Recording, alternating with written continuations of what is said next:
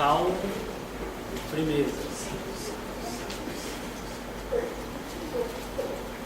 Diz assim a palavra do Senhor: Feliz o homem que não vai ao conselho dos ímpios, não para no caminho dos pecadores, nem se assenta na roda dos zombadores. Pelo contrário, seu prazer está na lei do Senhor, e medita na sua lei dia e noite. Ele é como árvore plantada junto a riachos, dá seu fruto no tempo devido, e suas folhas nunca murcham. Tudo o que ele faz é bem sucedido. Não são assim os ímpios, pelo contrário, são como a palha que o vento dispersa. Por isso os ímpios não ficarão de pé no julgamento, nem os pecadores no conselho dos justos. Sim, Senhor, conhece o caminho dos justos, mas o caminho dos ímpios perece. Palavras do Senhor. Eu costumo observar alguns atos, e ultimamente eu tenho visto muitos irmãos de cabeças baixas. Até que achava interessante, que eu pensava assim: puxa vida, Deus está tocando. Rapaz, o irmão está chorando. Se fosse em outros tempos, eu falava: rapaz, esse irmão está quase para ser arrebatado. Aí, algumas vezes que eu pude ministrar a palavra de Deus, também reparei isso. E eu falei: esse irmão está chorando. E depois eu comecei a perceber que não, ele estava interagindo aí com a cabeça baixa. E eu pude perceber que ele estava interagindo com o celular. E aquilo estava me frustrando. Eu falei: rapaz, será que eu sou tão ruim assim, que até na hora da pregação o cara vai olhar para o celular? Mas não, virou uma mania dentro da igreja. Todo mundo agora é cabisbaixo. E o interessante, os anjos nenhum vão ligar para vocês. Nem mensagem celestial vocês vão receber. Não tem motivo para ficar conectado com o Facebook. E virou mania dentro da igreja agora. As pessoas no meio do culto clicando. Você olha para um lado, é dedo para um lado, dedo para o outro. Você olha para a pessoa está rindo. Tem um fato na igreja católica: a igreja católica tem aquela celebração deles, a rotina deles é muito assim, restrita, silenciosa. Eu não sei se aquilo foi uma montagem ou é de verdade. Todo mundo lá compenetrado, silencioso. De repente um iluminado levanta: é gol! Gol! Quando ele percebe, ele está dentro da igreja. Ele estava escutando o radinho dele, isso há muito tempos atrás. Eu estou com medo disso acontecer na nossa igreja. Sabe, irmãos, eu sou um cara que sou retrógrado, como eu já disse, eu não aceito isso. Eu achava até difícil quando eu ia dar aula, eu falava assim: irmãos, peguem a Bíblia. Aí o pessoal já pegava o celular do bolso.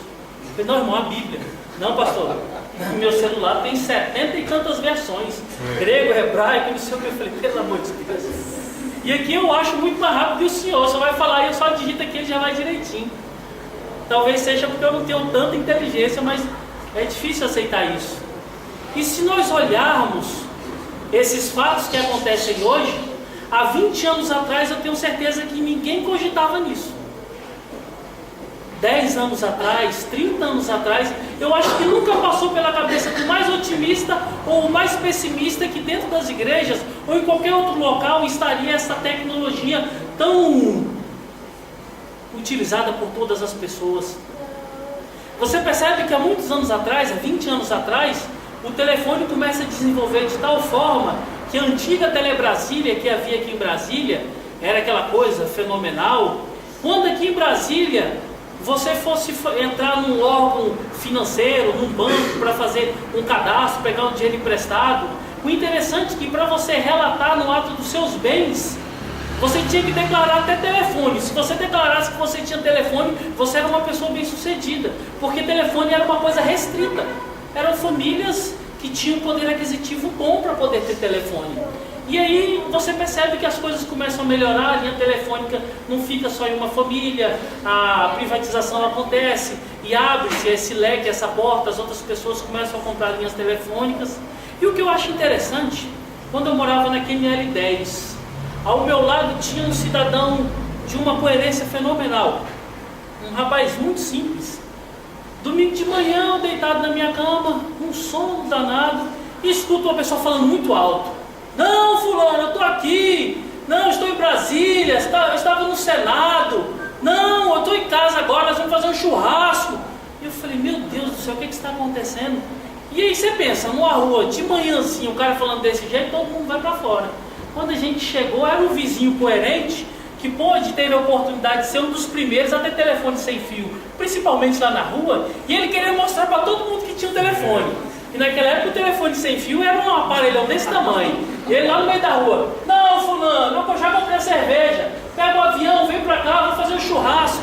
Rapaz, você imagina, e aquilo foi um fenômeno, todo mundo que conhecia ele bajulava ele. Nós, a minha família propriamente dizendo, sempre foi uma família muito humilde. A gente sempre trabalhou muito para conquistar o pouco que nós temos, e para a gente conquistar essas coisas foram muito difíceis, demoradas. E você percebe que essa modernidade começou a penetrar em todos os âmbitos, e aí começaram a aparecer os primeiros aparelhos de celular. E nem todo mundo tinha condição de ter aparelho celular. E eu já estava inserido nessa sociedade, uma sociedade que começava a dar os primeiros passos aos passos de consumo. Todo mundo era consumista, não como hoje. Mas o interessante é que eu vim conquistar o meu primeiro celular lá na frente, bem depois. Eu lembro que meu primo trabalhava na Brooksfield, que era uma marca top naquela época. Meu primo ganhava muito bem, e ele comprou um celularzinho top, celularzinho do tamanho de um tijolo. E aí eu doidinho, meu pai falava, meu filho, eu não tenho condições de te dar celular. Quando ele me deu um celularzinho, ele me deu um celular bem simples e bem humilde, mas aquilo foi uma alegria. E eu lembro que eu pude trabalhar, e a gente não tem cabeça, aí você começa a gastar dinheiro e comprar celular de marca e tal. Mas hoje o interessante, você vê criança de 4, 5 anos brincando com iPhone. Eu fiquei impressionado, chegaram meus primos na casa da minha avó, os dois, cada um com iPhone. E o celular, pá, toda hora cai no chão, toda hora chuta, toda hora empurra. Eu falei, rapaz, o pessoal lá está bem. Mas a coisa está tão discrepante, tão fora do nosso controle, que chegou dentro das igrejas que todo mundo só... Ainda mais na hora do culto. E você está pregando, o Senhor vai te salvar, o Senhor vai te dar graça, vai te dar vida eterna. E o cara está de cabeça baixa. Você fala, o Senhor está tocando esse camarada. Mas ele está interagindo no Facebook. Isso não é nada certo. Já dizia, se eu não me engano foi Albert Einstein, que quando chegasse a modernização, a modernidade chegasse, ela ia acabar com a sociedade. Está acabando conosco. E o pior é que a gente não percebe que essas coisas são tão sutis que a gente não consegue perceber. Como o texto está falando aqui, e hoje eu quero me prender ao escárnio, ao ato de zombar, nós estamos numa vida de escarnecimento, de escarnecer e de zombar de uma forma tão explícita, ao mesmo tempo ela é tão implícita, que a gente não consegue perceber que nós estamos vivendo uma vida tão pecaminosa, e parece que não, nós estamos corretos. Porque ela está na mídia, está nas escolas, está dentro das casas, pior de tudo, está dentro das igrejas. Lembro-me também, quando novinho, eu lembro assim, muito raro assistir com meu pai, naquela época muito antiga, eu ainda sou da época de ver a Pantera Cor-de-Rosa. Que isso, irmão? Eu ainda lembro do Mazzaropi, os Trapalhões. Para quem não era cristão e tinha uma família que vivia um cristianismo muito light, não tinha problema nenhum, a gente sentava, não tinha muita neura, porque naquela época os Trapalhões não mostravam muita indecência, não falavam palavrão, não era aquela coisa que o pai, quando aparecia uma cena, tem que colocar as mãos nos olhos dos filhos e tampar os ouvidos, porque aquela coisa ia assustar. E eu cresci nessa época, vendo uma comédia assim, bem tranquila, bem saudável, bem simples. Alguns radicais vão falar que não, vão falar que isso é do diabo e tal, mas para mim não, para mim é uma coisa mais tranquila. Mas com o passar do tempo, você percebe que com o findar dos Trapalhões, começa a aparecer uma nova era no Brasil, principalmente aqui, que nós somos influenciados por aquilo que vem de fora. E o que está acontecendo aqui aconteceu lá há 50, 100 anos, nós somos atrasados em tudo, ou quase tudo. E aqui quando o Brasil começa a aparecer as comédias, aquelas comédias que começam a tirar sarro das pessoas e começam a citar nomes, começam a aparecer novos grupos, começam a aparecer programas de televisão próprios para fazer só propaganda, só escárnio, só brincadeira, e a coisa começa a se vulgarizar de forma mais explícita ou de forma implícita que nós não conseguimos ou conseguimos perceber. E você olha para os dias de hoje, a coisa chegou a tal ponto que a gente consegue praticar as mesmas coisas que eles praticam num programa como o do Pânico, que a gente pensa quando nós estamos praticando que não é a mesma coisa e que não é pecado. Antigamente, na minha época, tinha muito Mussuns no nosso meio, muitos Didis, muitos Zacarias. Hoje, e naquela época eram as brincadeirinhas bobas, de ficar atrás, empurrar o outro, de fazer aquelas coisinhas bobas. Hoje não. Hoje, um tempo atrás, saiu um negócio aí de um tal de peitinho, que eu vou te falar uma coisa. Rapaz, eles não tinham pudor. Era celebridade, era autoridade, seja lá quem for, era peitinho. Era homem, era mulher, era senhora, era criança, era peitinho. As crianças na rua viravam um negócio de peitinho, apertavam no mamilo de todo mundo, perderam vergonha. E a gente olha para isso e fala assim, puxa, que simples. Era simples, mas se você tivesse com sua esposa, cuidava com sua esposa. Se você tivesse com sua filha, tomava cuidado com a sua filha, porque ela seria tocada. E a gente não consegue entender e nem perceber que isso chegou na igreja. Começou uma tal de uma besteira de tal de Ronaldo, que eu vou falar uma coisa para vocês, eu nunca fui uma coisa tão ignorante como aquela. Todo mundo era Ronaldo. Rapaz, mas virou uma coisa tão infantil, tão sem cultura, tão pobre. E até então não era tão vulgar. Mas agora a gente começa a perceber que as piadas são piadas quando uma camarada leva um tiro no peito, um show de funk, aí o pessoal começa a fazer piada. Graças a Deus, Deus é bom, aquele infeliz levou um tiro no peito, aí todo mundo fica, e começa a rir disso, e acha maravilhoso, acha engraçado. Ah, a Ana Maria Braga foi atropelada, puxa, que pena, era para ter passado o carro na cabeça dela. Você escuta a pessoa falando um negócio desse e você fala assim, caramba, aonde que esses caras vão chegar? E a gente começa a perceber que nós que somos da igreja, estamos do mesmo jeito. Porque antigamente os escárnios, os escarnecedores, aquelas piadas pesadas, aquelas coisas difamatórias, elas estavam restritas às portas de bares, aos botecos, às casas de prostituição, a tudo quanto era lugar de perdição. Mas hoje não, hoje você vê que está na escola.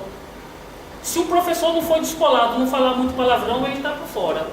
Não for um professor que fala sacanagem, gosta de brincar com os outros, ele está por fora. Aí você vê que os meninos dentro da escola começam aquela sacanagem, aquela brincadeira, aquela coisa toda, e você percebe que isso é escarnecer o tempo inteiro. E agora nós estamos recebendo uma onda de pastores que são brincalhões ao extremo. Brincam com tudo. Tudo. E eu não consigo ver, biblicamente, o que eu posso brincar com Deus. Tem uma brincadeira que eles fazem, daqui uns dias vai estar normal nos púlpitos, que eles falam assim, Adão pegou a Eva e a maçã de sobremesa. Só que isso aí eles usam termos pejorativos ao extremo. Mas daqui um dia isso vai ser falado no púlpito e as pessoas vão ficar rindo, vão achar maravilhoso. Porque nós estamos entrando num processo de globalização e de modernidade que o escárnio deixa de ser escárnio e passa a ser uma simples diversão, um simples sorriso para entreter os ouvintes, para entreter a comunidade, para entreter as pessoas. Mas com esse entretenimento a gente entra na concepção que diz aquele teólogo, até quando nós vamos alimentar os bodes? E vamos deixar as ovelhas sem pastagem?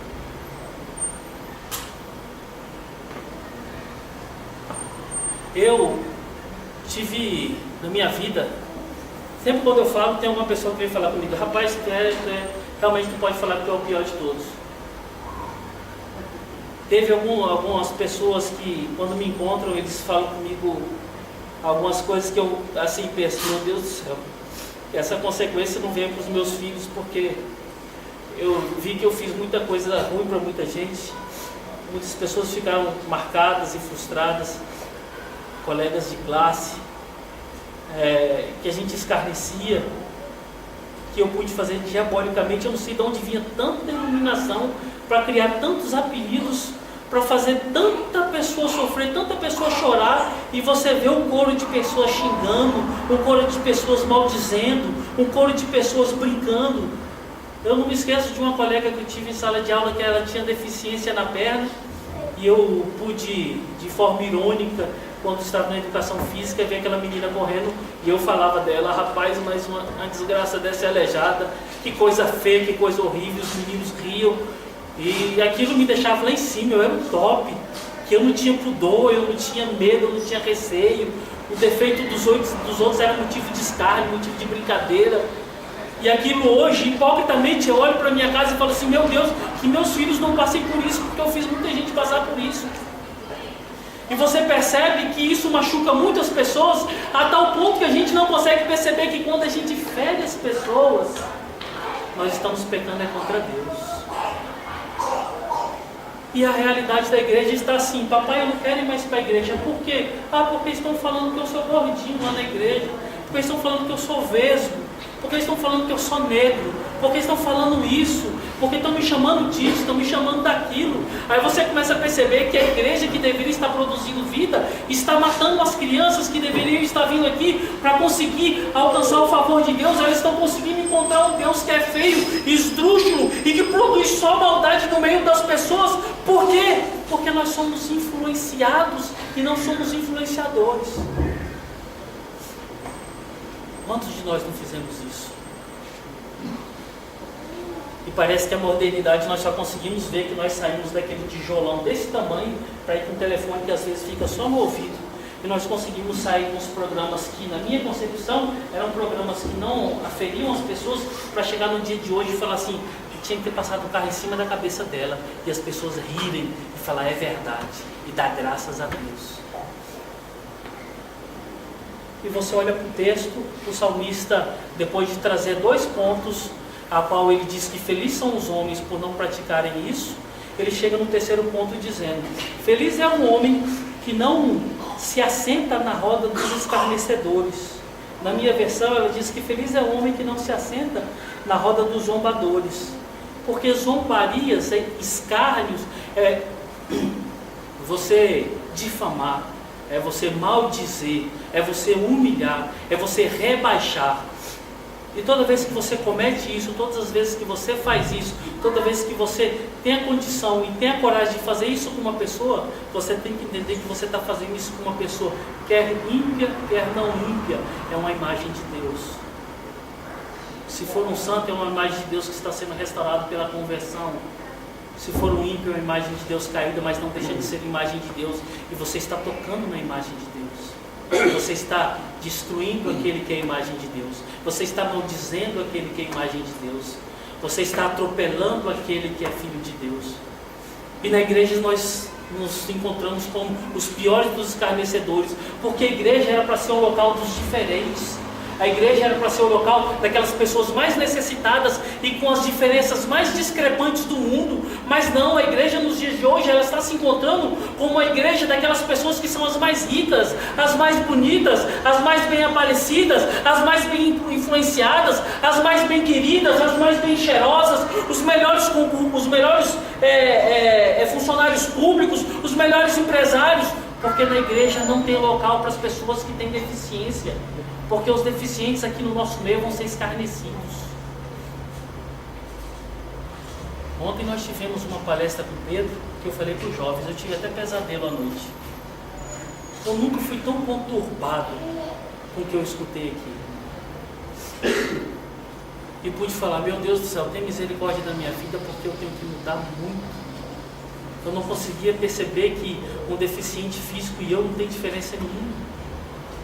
Eu não pude perceber até hoje que uma pessoa que está lá sem uma perna, uma pessoa que está mutilada, e eu aqui perfeitinho, não existe diferença nenhuma. E eu tenho que ser alguém que já ajuda alguém para se adaptar.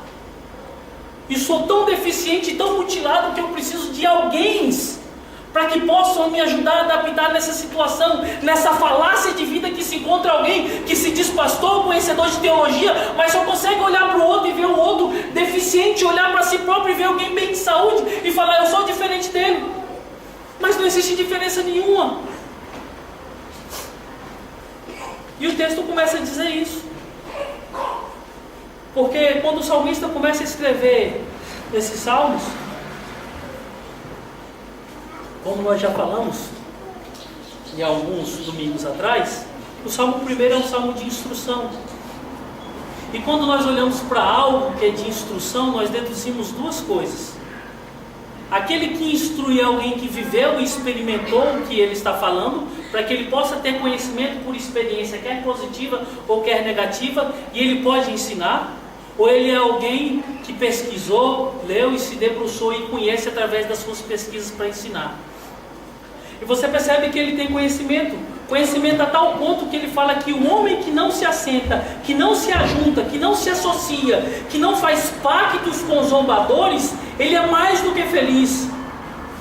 E quando ele fala isso, a gente compreende que as pessoas que faziam isso antigamente, elas passavam por consequências duras, consequências difíceis, consequências que não eram boas para elas, não eram boas para as famílias delas, porque a zombaria é tudo aquilo que afronta aos homens e peca contra Deus.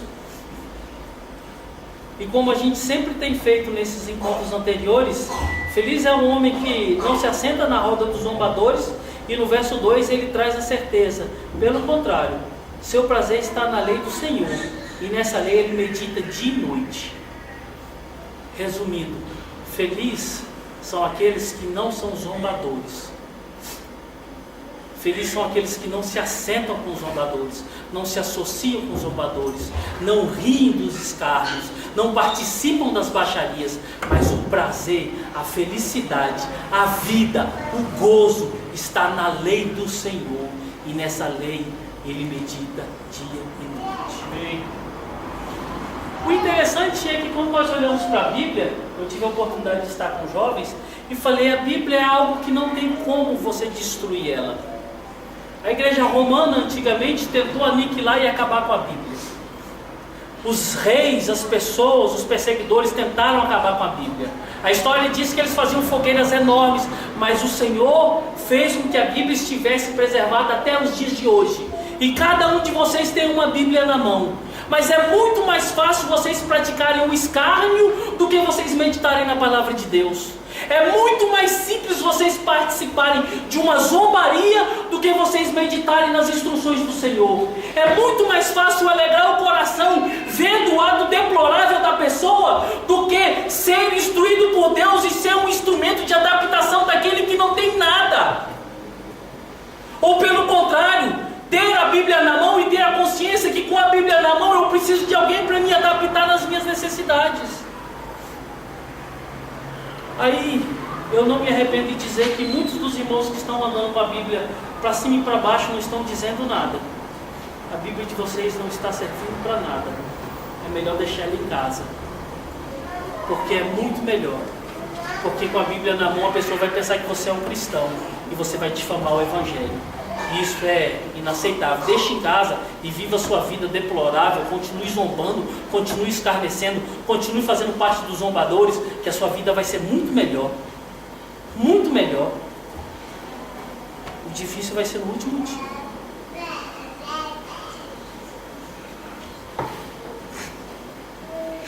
Quando nós olhamos para os zombadores, os textos bíblicos vão mostrar textos anteriores, pessoas que passavam por escárnios, pessoas que passavam por sofrimentos, pessoas que sofreram esses atentados e esses atos que faziam com que a sua feição, o seu prazer de vida, a sua dignidade, se eu posso dizer que alguém tem dignidade, não a dignidade que está atrelado à comparação com Deus, mas a dignidade de ser pessoa, a dignidade de ser família, a dignidade de ser mãe, a dignidade de ser esposo, a dignidade de ser uma pessoa honesta, essa é posta em xeque por causa de algumas zombarias. E um grande exemplo que nós temos na Bíblia é o exemplo de Ana. A Bíblia vai mostrar que Ana sofreu muito. Ana padeceu muito. Vamos abrir nossa Bíblia lá em 1 Samuel. 1 Samuel 1:11.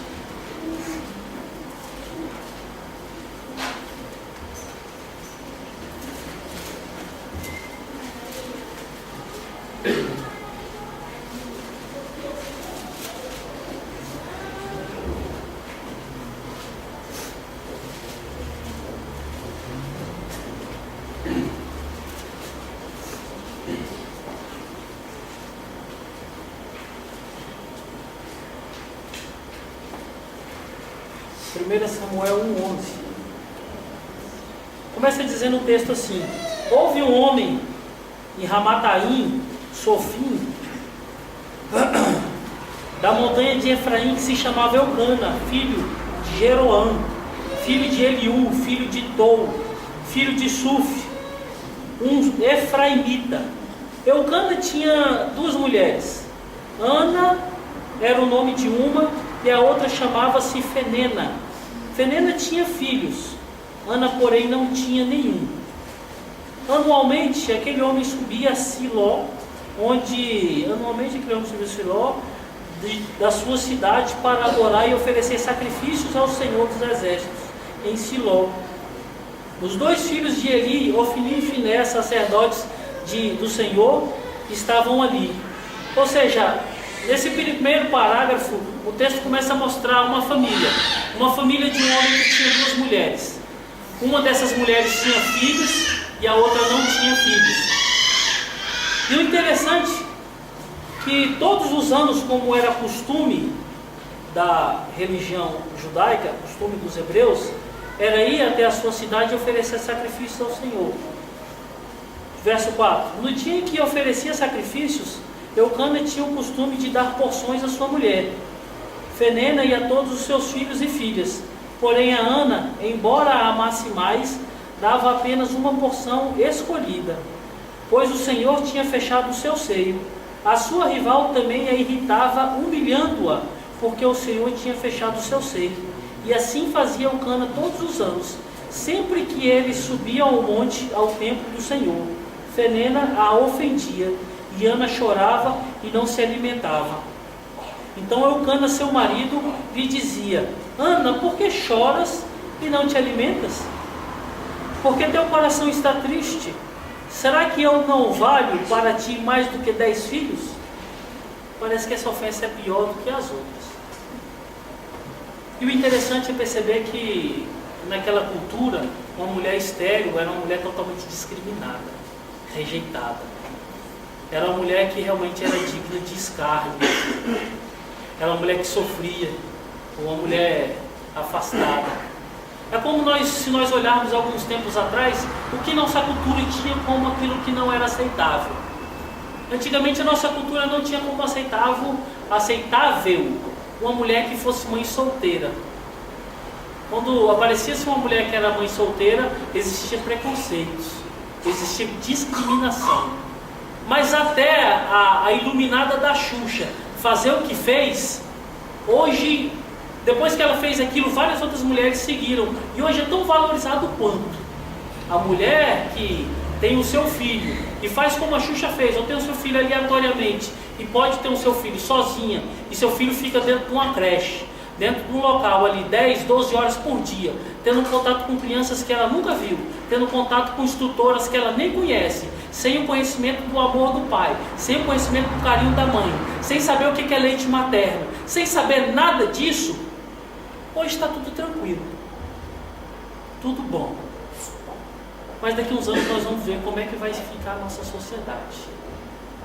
Hoje a gente percebe uma sociedade tão fria, apática, e olha que nós recebemos muito carinho, muita educação dos nossos pais. E você pega uma criança que fica 12 horas por dia num local onde só fica no meio de desconhecidos, quando chega à noite em casa, com o pai e com a mãe, a única coisa que ele pode ter experiência do pai é um pai cansado, deitado de um lado, e a mãe cansada do outro. É a única experiência que ele tem familiar é essa. Se nós que temos alguma experiência, algum desejo pela família, somos capazes humanamente de fazer o que nós fazemos, imagina essas crianças daqui a alguns anos. E essa mulher sofria muito porque ela era rejeitada, ela era humilhada, ela era escarnecida, porque essa mulher gostava de zombar dela, zombar porque ela era estéril. E o interessante é que o texto diz que ela era estéril porque o próprio Deus fez com que ela ficasse estéril, não por nenhum outro motivo. Porque se o texto não alegasse que essa esterilidade de Ana não fosse por Deus, a gente poderia alegar qualquer outra informação. Mas não. A madre de Ana era fechada porque era o propósito de Deus fechar a madre daquela mulher. E nós não conseguimos entender que às vezes nós estamos escarnecendo de algo que é propósito do próprio Deus. Nós estamos zombando de algo que é propósito, que que é permissão, que é ação do próprio Deus, e nós fazemos isso levianamente. O apóstolo Paulo passa por essa experiência quando ele começa a perseguir a igreja. Ele persegue a igreja, ele tortura, ele mata, ele participa de apedrejamento, a ponto que ele fica tão conhecido que no diálogo com Ananias, quando Deus fala assim: Ananias, vai a lugar tal, porque lá tem um homem te esperando, o nome dele é Saulo. Ananias dá um pulo para trás e fala assim: Senhor, esse homem é conhecido por todos, esse homem só faz mal. Não, Ananias, mas vai, porque ele é vaso escolhido, ele vai saber o que é sofrer pelo meu nome. Mas entenda, Paulo fazia aquilo de forma ignorante, de forma totalmente leviana, totalmente irresponsável. Paulo passou por isso e ele pôde experimentar quando ele estava andando a cavalo, indo para Damasco. A Bíblia fala em Atos 9 que a luz resplandeceu. Ele caiu por terra e ele ouvia aquela voz que dizia assim: Saulo, Saulo, por que tu me persegues? E ele estava aturdido, mas entenda, a voz dizia assim: por que tu me persegues? O Senhor não estava dizendo: por que você está perseguindo a igreja? Ele está dizendo: por que você está me perseguindo? Porque quando você faz mal à igreja, você faz mal ao Senhor. Quando você persegue a igreja, você está perseguindo o Senhor. E o texto dos evangelhos diz o seguinte: quando chegar naquele dia, o Senhor vai falar assim para aqueles que estão à tua esquerda e aqueles que estão à sua direita: vinde a mim, benditos do meu Pai, porque estive fome, você me deste de comer, estive sede, você me deste de beber, estava nu e tu me vestiste, estava assim e tu fizeste por mim. Entra no reino que está preparado para vocês. Aí ele vai dizer para os que estão à esquerda: apartai-vos de mim, maldito, porque eu tive fome e vocês não me deram de comer, eu tive sede e vocês não me deram de beber, eu estive em várias outras circunstâncias e vocês não fizeram nada por mim. O que a gente entende? Que quando nós fazemos ou não fazemos algo para alguém, principalmente para os pequeninos do Senhor, nós estamos fazendo contra o Senhor. E essa mulher, de forma leviana, estava atacando aquela que era a menina dos olhos de Deus, aquela que era imagem de Deus, quer seja imagem caída, quer ser imagem caída ou não, era a imagem de Deus que estava sendo afrontada, humilhada, principalmente por um propósito de Deus, que era fechar a madre dela, para que Deus fosse revelado, um ato tão miraculoso que era poder dar um filho para um mistério. E a gente não consegue entender, e eu começo a ver a leviandade que eu fiz na minha vida, quando eu olhei para uma colega de classe e falei que ela era uma aleijada, uma deficiente, e o texto bíblico fala que na deficiência e na doença das pessoas é onde Deus manifesta a glória dele. E nós, ousadamente, loucamente, de forma imbecil, nós estamos depreciando aqueles que são pequenos, aqueles que são necessitados, e aqueles que estão passando por situações tão difíceis. E pessoas que vivem por causa do propósito da glória de Deus. E essa mulher, a única coisa que ela fazia era chorar. Chorar. Não podia fazer nada. Zombada, humilhada, estéril. Imagina uma comunidade daquela. Uma comunidade daquela onde o preconceito era muito maior. E olha que era uma comunidade de pessoas de Deus, hein? Religiosos. Pessoas que falavam que eram de Deus. E se não fosse de Deus esse povo? Ah, lá vai a estéril. Lá vai a seca. Você imagina para uma mulher escutar essas palavras?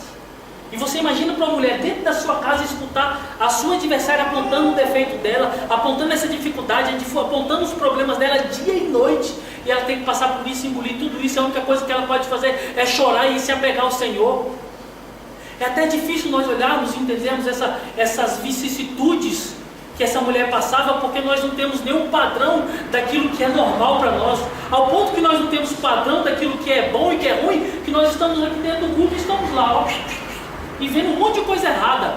Entenda, o que eu posso falar nos dias de hoje, que a gente pode ter um parâmetro para saber o que essa mulher passava, é você ser traído por sua esposa e você passar por algum local e a pessoa fala assim: lá vai o corno, olha o corno lá, olha o babaca lá. Aí você vai sentir na pele: puxa, tocaram no meu brinco. Eu sou homem, eu não posso aceitar isso. Ainda pensa assim hoje, amanhã não, amanhã vai ser normal. Para que a gente possa ter um entendimento. Aquela mulher sofreu muito, padeceu muito.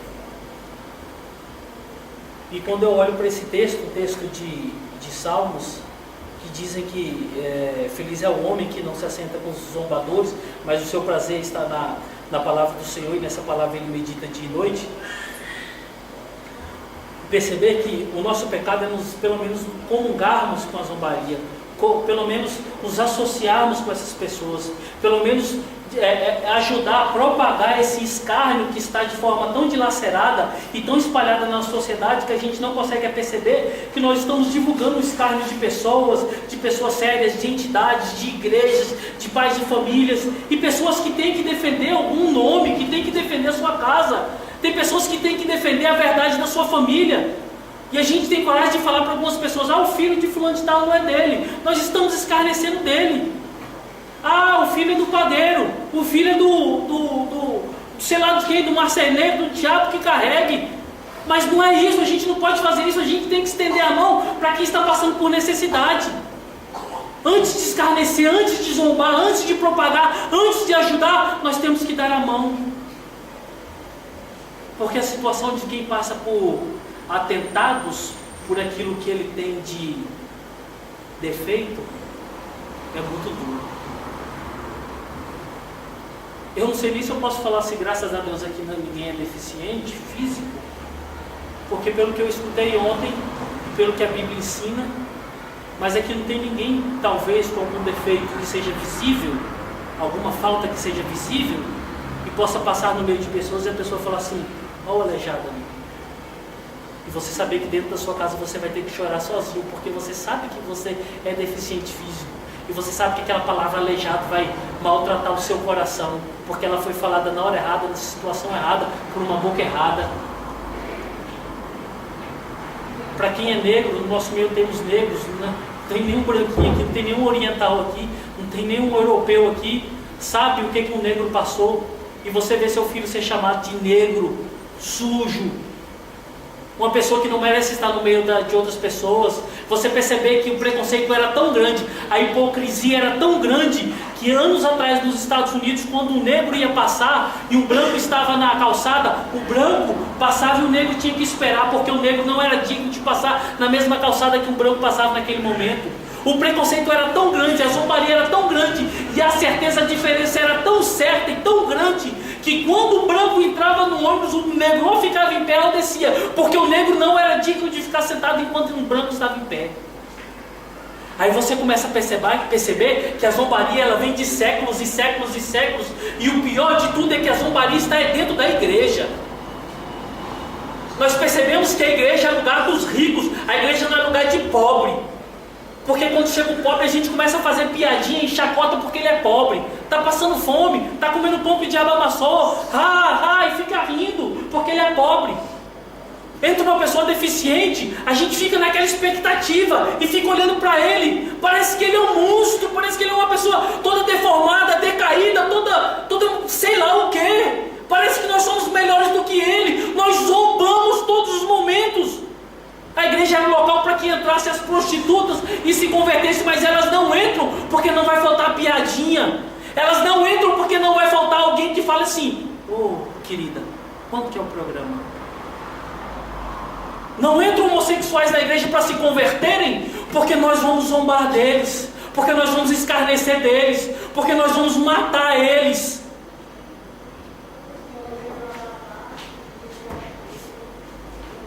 Nós temos que mudar, irmãos. Feliz é o homem que não se assenta na roda dos escarnecedores, mas antes o seu prazer está na lei do Senhor, e a lei do Senhor não ensina isso.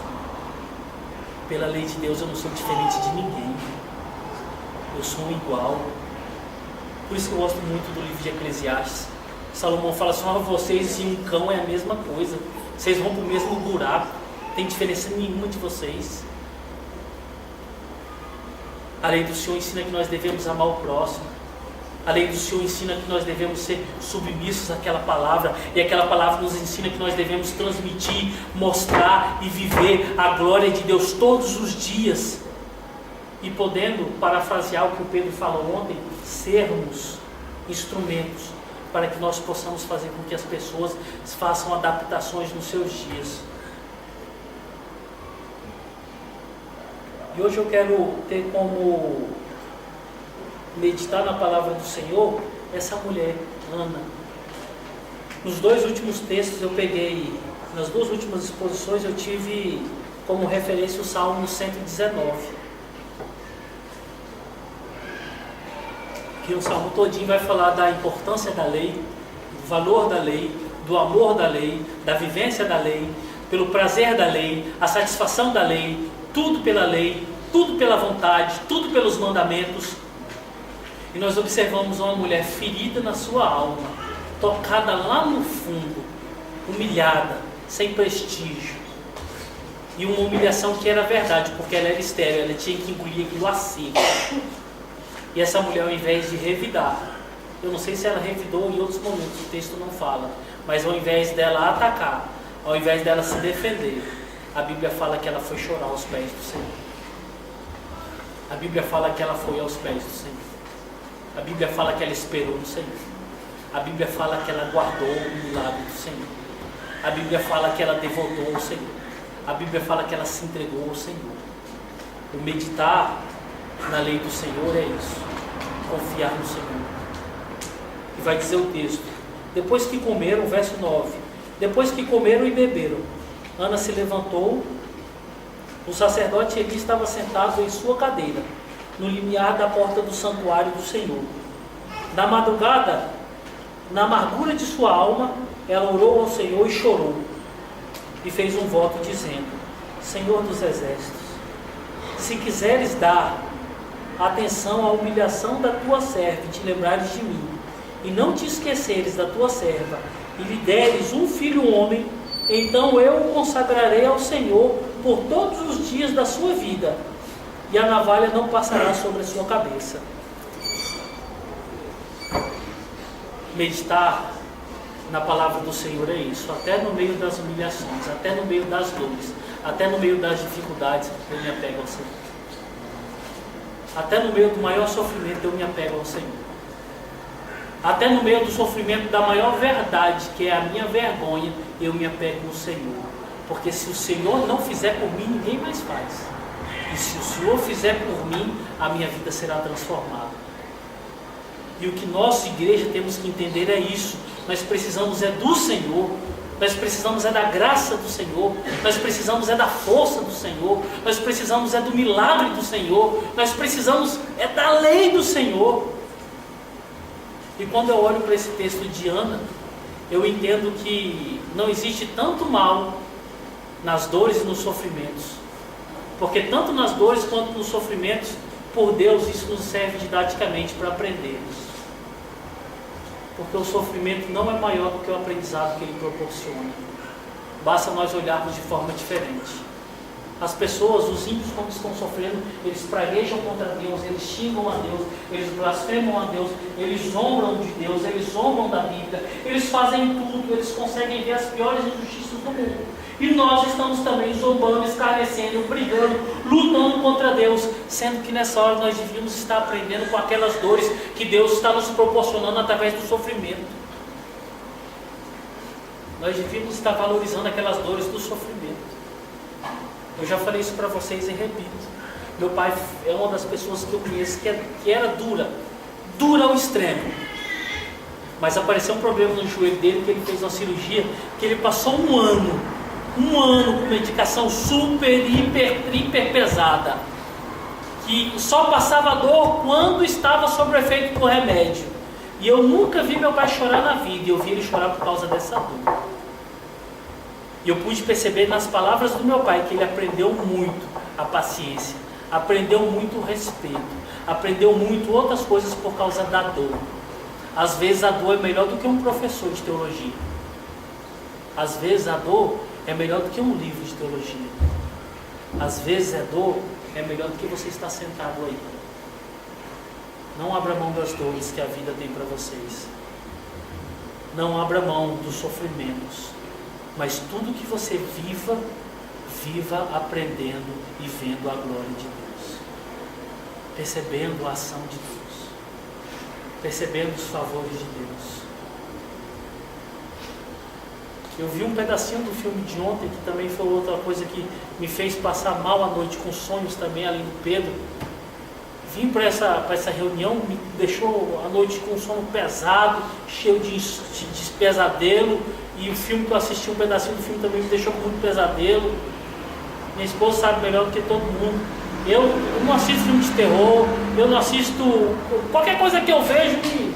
E aquele filme mostrou uma menina judia, por causa da Grande Guerra, estava em outro país com seus pais. E os seus pais sempre avisavam para ela que qualquer momento, se alguém chegasse para ela falar alguma coisa, era um anúncio para ela ir com aquela pessoa. E aquela menina pôde um dia voltar para casa e ver os malditos dos nazistas levando os pais dela. E ela teve que viver na casa de católicos, a ponto que eles colocavam um porco para ela comer rindo dela, a ponto que faziam ela de uma escrava e ela tinha que trabalhar. E você perceber aquela criança chorando, com saudade da mãe, com saudade do pai. A gente só sente quando a gente é pai e quando a gente é mãe. E você começa a pensar e fala assim: meu Deus do céu, se eu morrer hoje, se eu faltar hoje, quem vai cuidar do meu filho? Quem vai cuidar da minha filha? Será que eles vão abusar dos meus filhos? Será que eles vão fazer dos meus filhos escravos? Aí é que a gente começa a perceber que a vida não é tão fácil. E aí que a gente começa a perceber que a gente depende dos favores de Deus para tudo, até na nossa morte. E a gente começa a perceber que nós não somos nada, nós não temos nada. Por mais que você tenha todo o dinheiro do mundo, o seu dinheiro não compra nada, a sua força não move uma pedra. Você é um incapacitado de tudo. Se não for Deus fazer por você, ninguém faz. Você é pequeno, você é ínfimo. Nós não temos força nenhuma, nós não temos capacidade nenhuma. Nossa família está toda nas mãos de Deus. E eu olhei para aquele filme, e no finalzinho daquele filme, no meio, a família muito boa que tinha acolhido ela quando houve o ataque, eles foram levados e ela foi no meio do mato procurar a família dela. Falaram que a família dela estava para o oeste. Ela ganhou uma bússolazinha e foi no meio do mato para o oeste. Só a criança para fazer isso mesmo. Postou ela numa cama magrinha, igual diz um amigo meu, igual cachorro de índio. Magrinha, não tem nada para comer. Careca, toda estourada, toda acabada. E ela falou para aquele homem: não conseguia achar. Sabe? Você percebe a inocência da criança nesse momento. A inocência não de inocente em relação a pecado, mas inocência de desconhecer o que ela estava fazendo, não ia exercer nada, não ia influenciar nada. Sabe, irmãos, são os pequenos que se tornam grandes diante de Deus. São os pequenos que são grandes quando estão com Deus. São os pequenos que são fortes quando estão com Deus. Nós só temos alguma coisa se nós estivermos com Deus. Não adianta você olhar para uma pessoa e denegrir ela, zombar dela. Não adianta você zombar de Deus. Você é igual ou você é menor ou pior. Lembre-se disso. E faça como fez Ana. Quer sendo escarnecido ou quer no momento de escarnecer, se agarre à única riqueza que você tem nessa terra, que é a Bíblia. Leia ela dia e noite. Medite nela dia e noite. E é por isso que a concepção do salmista é que aquele que medita na palavra do Senhor dia e noite, ele é semelhante a uma árvore plantada junto aos ribeiros, que dá fruto na estação certa e na hora certa. Por quê? Porque a árvore plantada junto aos ribeiros, as suas raízes vão receber água a todos os momentos, os nutrientes da terra vão estar vívidos. E essa figura de linguagem mostra que os frutos que dela procede, depende dela estar atrelada ou arraigada aonde tem vida. E para o cristão, para nós, tem vida aqui, na palavra de Deus. Não é em programa de besterol da televisão. Não é em roda de escarnecedores dentro da igreja. Não é piadinha do inferno. A vida está aqui. Medita na palavra do Senhor dia e noite. Você vai dar fruto na hora certa e no tempo certo. E o fruto não é para você. O fruto é para a igreja, para a comunidade, para a sua família. Porque você está aqui para transmitir a glória de Deus. Amém? Vamos fechar os nossos olhos.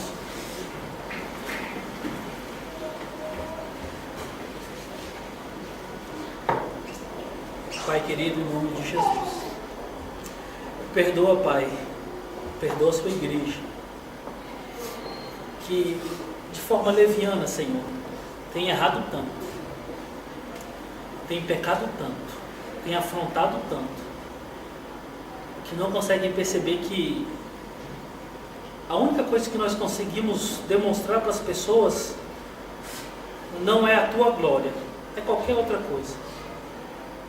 Ensina-nos a viver para meditarmos na tua palavra. Ensina-nos a nos afastar da maldição do escárnio, da maldição da roda dos escarnecedores, da maldição de humilhar as pessoas, da maldição de estarmos atacando os teus pequeninos, da maldição de estarmos perseguindo a tua igreja, porque assim fazendo nós estamos indo contra o Senhor.